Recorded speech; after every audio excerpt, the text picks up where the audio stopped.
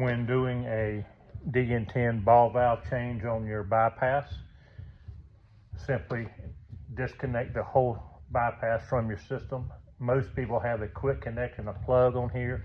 You can pop it loose, and then you can take this and turn it upside down, and you notice there's 4 bolts on the bottom. There's an Allen wrench that's affixed to the bottom of the actuator that fit these bolts. Also, the older versions have a Allen wrench taped on the inside of the box, on the inside cover. I'm going to use a tool just to make it quicker, and I'm going to remove these 4 bolts.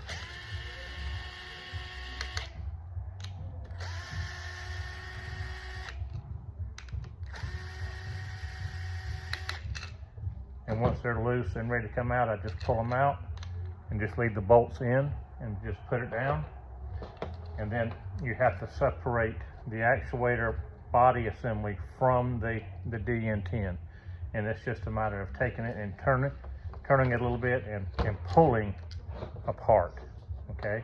So once you pull it apart, you can lay that part down. And there's a couple different models that have,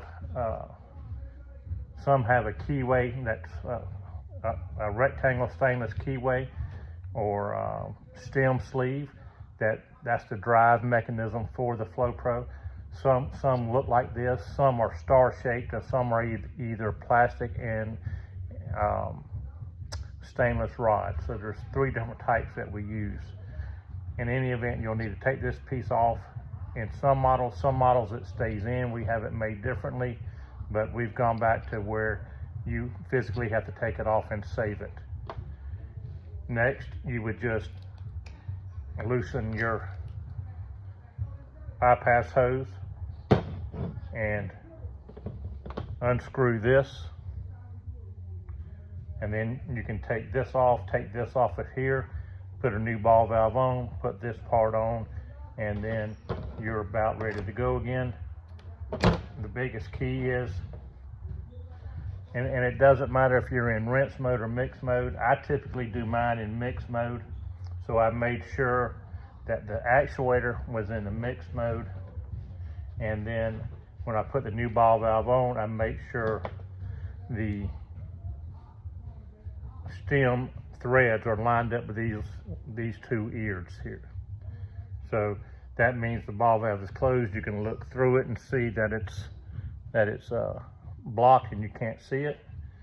So then I put the sleeve cap back on, and then we will take this and put it back on like this, where the exit cord is opposite of the injector.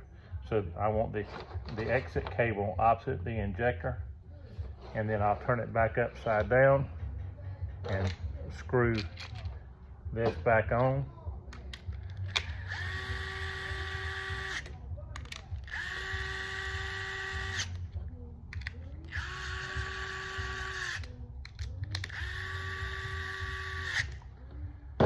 And now we should be ready to go. I could hit the rinse button. It's turning, and I should be able to see through it, which I can now. I don't know if you can get it on the camera, but you can certainly see through it. And then I'll close it again just to make sure, and I'll watch it as it turns and closes. Everything looks good, so I'm good to go.